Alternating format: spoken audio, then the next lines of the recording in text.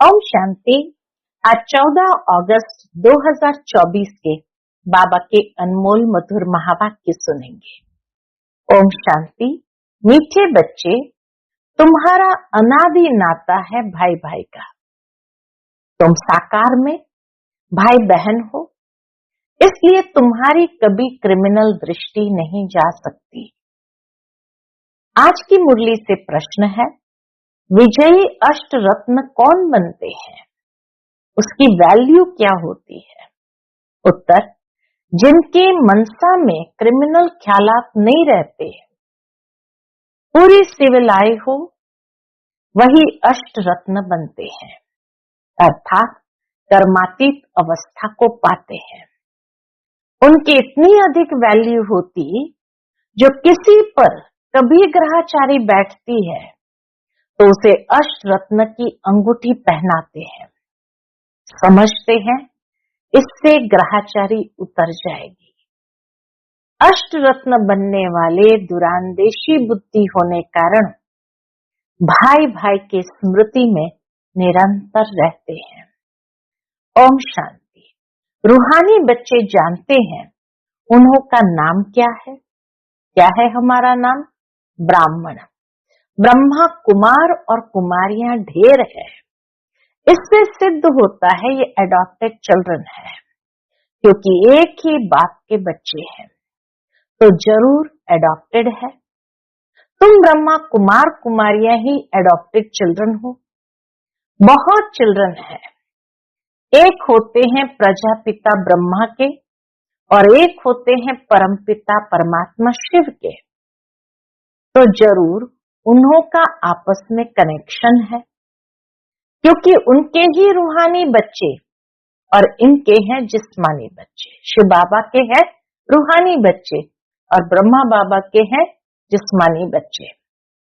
अगर उनके हैं तो जैसे भाई भाई है, ये कनेक्शन है।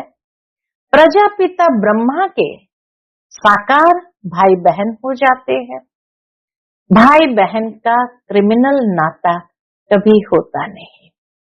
तुम्हारे लिए भी आवाज होता है ना कि ये सबको भाई बहन बनाती है, जिससे शुद्ध नाता रहे, क्रिमिनल दृष्टि न जाए। सिर्फ इस जन्म के लिए ये दृष्टि पड़ जाने से फिर भविष्य कभी क्रिमिनल दृष्टि नहीं पड़ेगी। ऐसे नहीं कि वहां बहन भाई समझते हैं, वहां तो जैसे महाराजा महारानी होते हैं वैसे ही होते हैं। सतयुग में तो जैसे महाराजा महारानी होते हैं तो वैसे ही होते हैं। अब तुम बच्चे जानते हो हम पुरुषोत्तम संगम युग पर है और हम सब भाई बहन हैं। प्रजापिता ब्रह्मा नाम तो है ना। प्रजापिता ब्रह्मा कब हुआ था ये दुनिया को पता नहीं है। तुम यहाँ बैठे हो, जानते हो हम पुरुषोत्तम संगम युगी बीके हैं। अभी इसे धर्म नहीं कहेंगे, यह कुल की स्थापना हो रही है। यह है ब्राह्मण कुल की स्थापना। तुम ब्राह्मण कुल के हो। तुम कह सकते हो हम ब्रह्मा कुमार कुमारियां जरूर एक प्रजापिता ब्रह्मा की संतान है। ये नई बात है ना। तुम कह सकते हो हम बीके हैं, यूं तो वास्तव में हम सब ब्रदर्स हैं। शिव बाबा के संतान होने के नाते हम सब ब्रदर्स हैं, एक बाप के बच्चे हैं।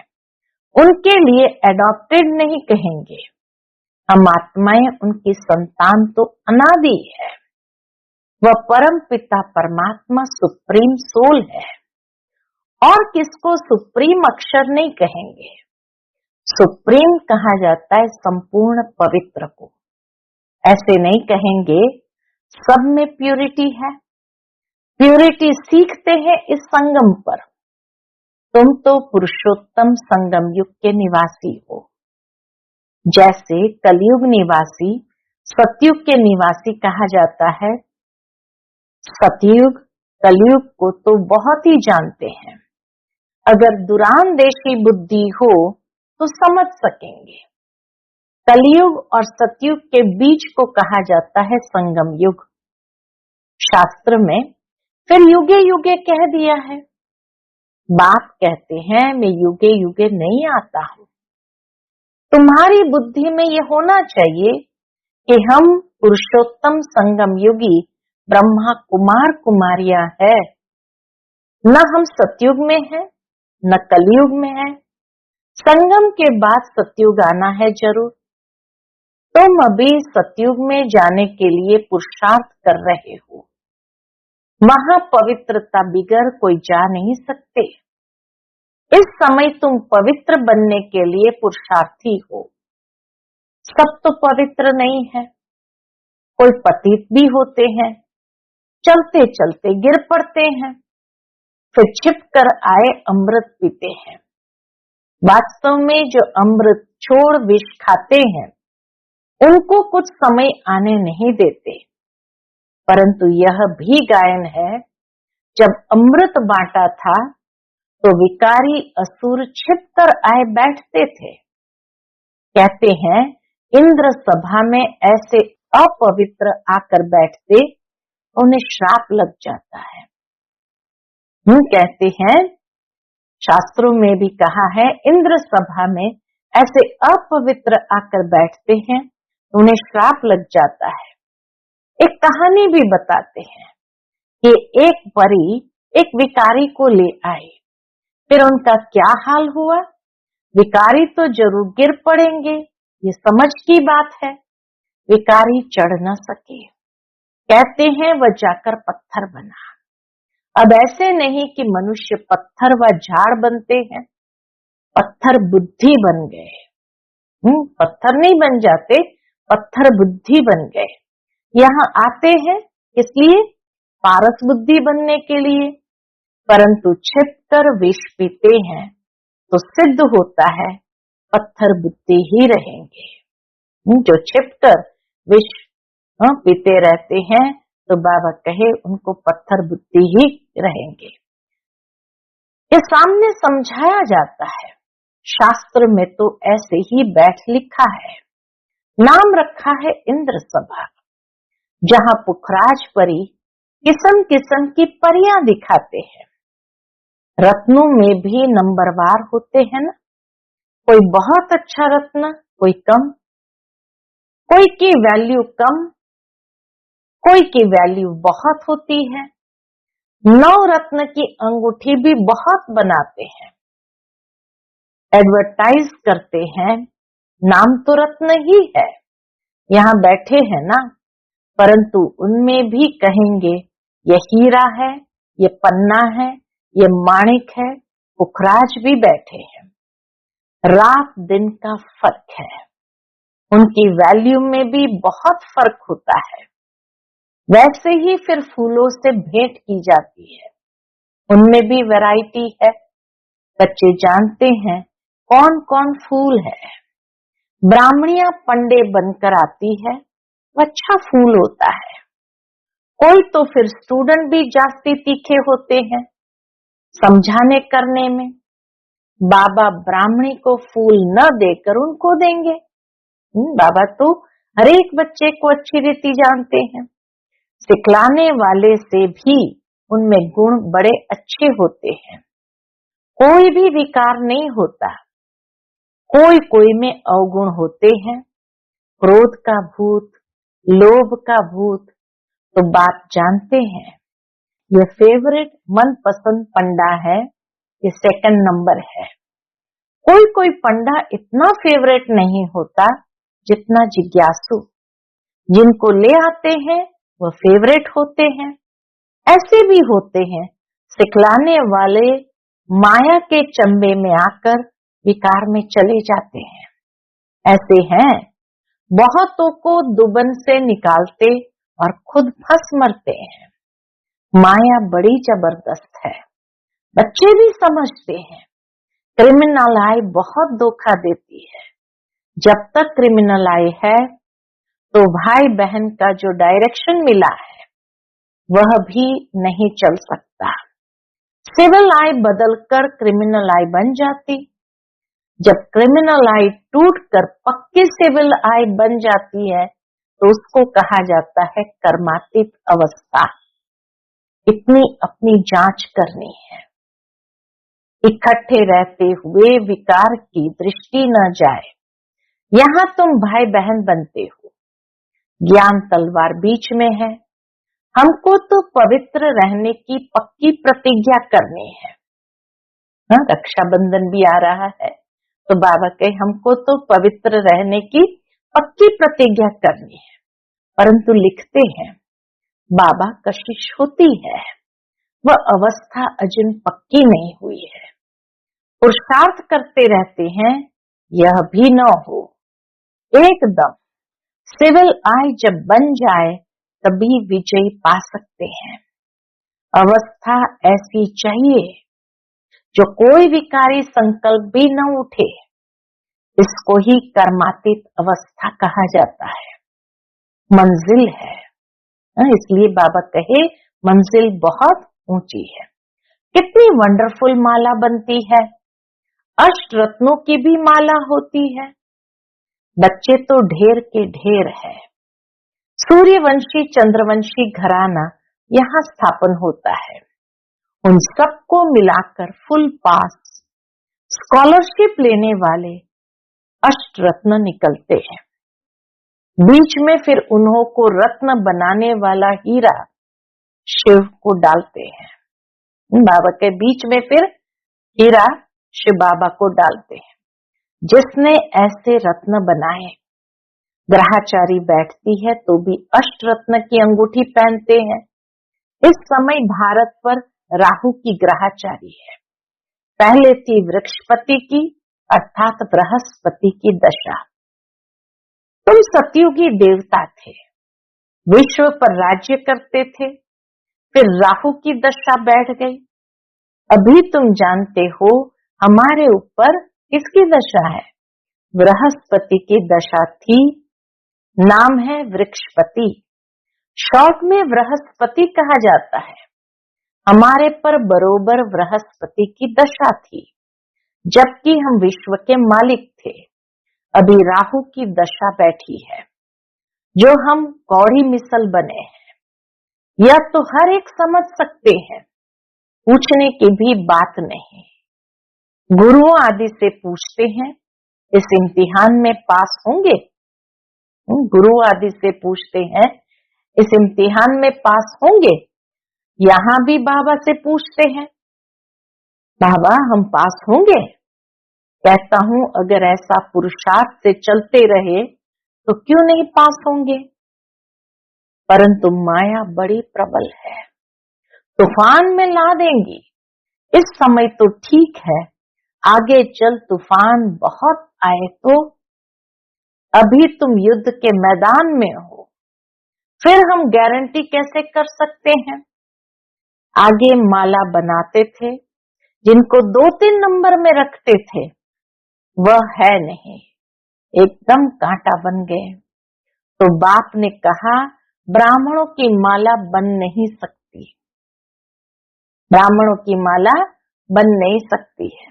युद्ध के मैदान में है ना, आज ब्राह्मण कल शूद्र बन जाएंगे। विकार में गया गोया शूद्र बना। राहु की दशा बैठ गई। बृहस्पति की दशा के लिए पुरुषार्थ करते थे, वृक्षपति पढ़ाते थे। चलते चलते माया का थप्पड़ लगा, फिर राहु की दशा बैठ गई। ट्रेटर बन पड़ते हैं। ऐसे सब जगह होते हैं। एक राजाई से निकल दूसरी राजाई में जाकर शरण लेते हैं। बाबा तो हर एक के चार्ट को अच्छी तरह से जानते हैं। फिर वह लोग भी देखते हैं कि हमारे काम का है तो शरण दे देते हैं। ऐसे बहुत ट्रेटर बनते हैं। एरोप्लेन सहित जाकर दूसरी राजाई में बैठते हैं। एकदम पलटी हो जाते हैं। फिर वो लोग एरोप्लेन वापस कर लेते हैं, उनको शरण दे देते हैं। एरोप्लेन को थोड़ी शरण लेते हैं, वह तो उनकी प्रॉपर्टी है ना, उनकी चीज उनको वापस कर देते हैं।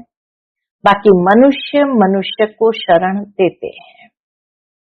अभी तुम बच्चे शरण आए हो किसके पास? बाबा कहे अभी तुम बच्चे शरण आए हो बाप के पास। कहते हो हमारी लाज रखो। द्रौपदी ने पुकारा कि हमको ये नंगन करते हैं, पतित होने से बचाओ। सतयुग में कभी नंगन नहीं होते, उनको तो कहते ही है संपूर्ण निर्विकारी। छोटे बच्चे तो होते ही है निर्विकारी। बाबा कहे छोटे बच्चे तो होते ही निर्विकारी। ये गृहस्थ व्यवहार में रहते संपूर्ण निर्विकारी रहते हैं, बल स्त्री पुरुष साथ रहते हैं तो भी निर्विकारी रहते हैं। इसलिए कहते हम नर से नारायण, नारी से लक्ष्मी बन रहे हैं।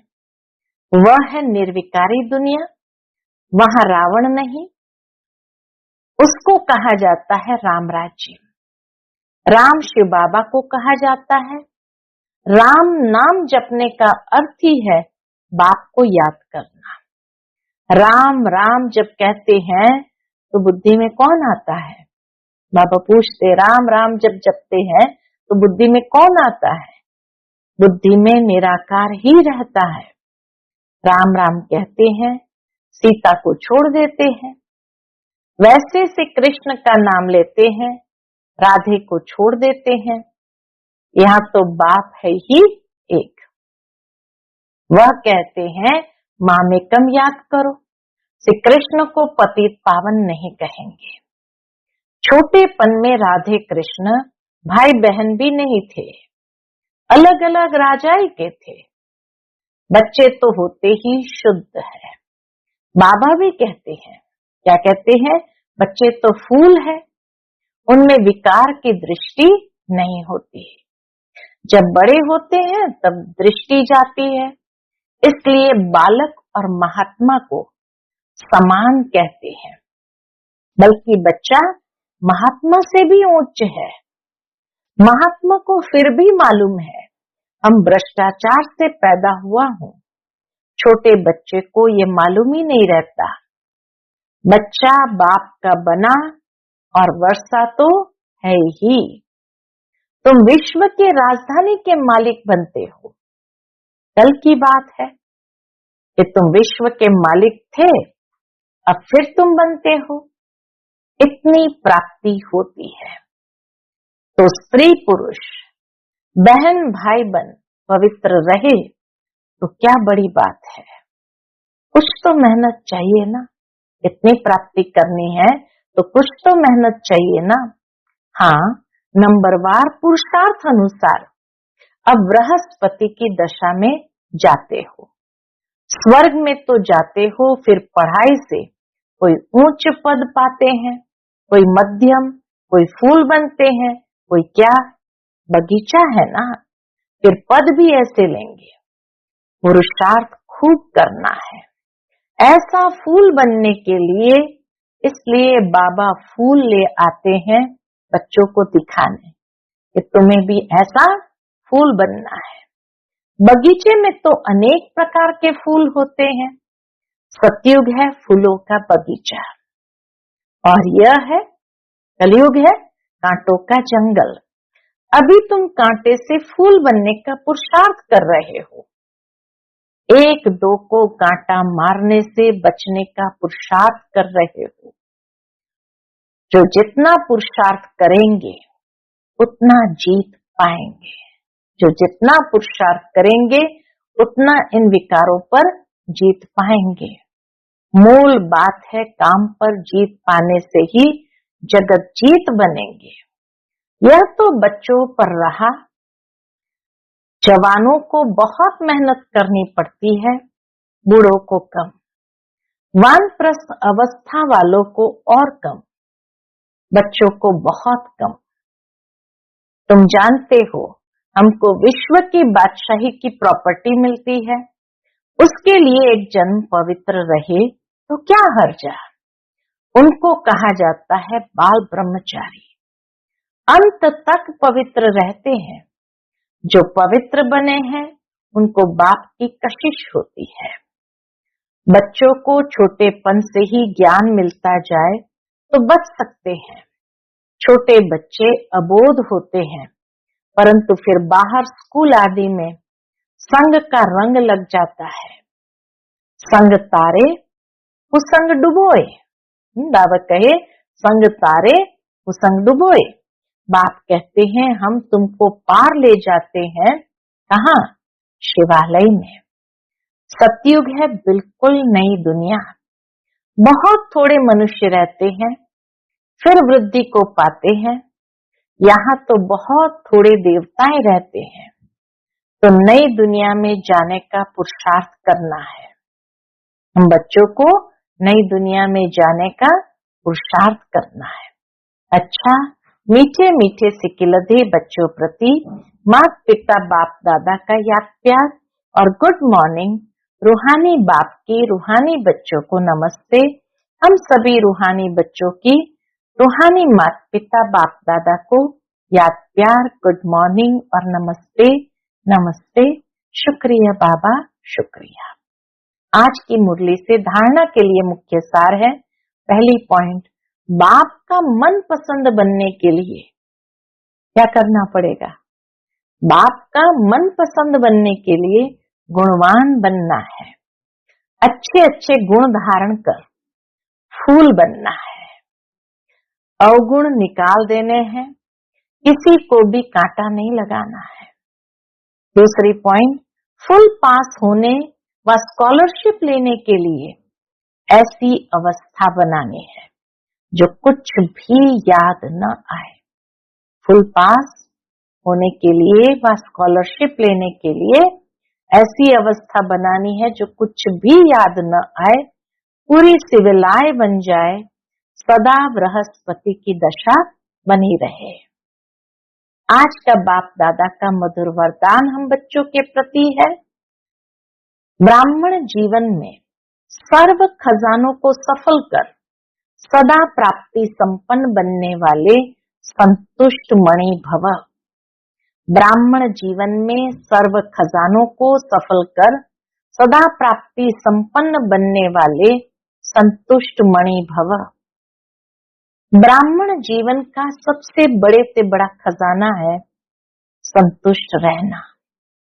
जहाँ सर्व प्राप्तियां हैं वह संतुष्टता है, और जहाँ संतुष्टता है वहाँ सब कुछ है। जो संतुष्टता के रत्न है वह सब प्राप्ति स्वरूप है। उनका गीत है, पाना था वह पा लिया।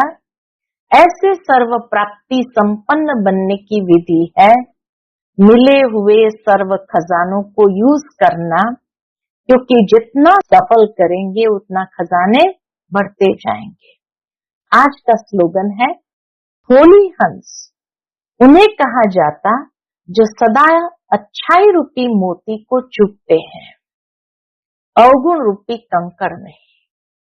होली हंस उन्हें कहा जाता है जो सदा अच्छाई रूपी मोती ही चुभते हैं, अवगुण रूपी कंकड़ नहीं। अच्छा, ओम शांति।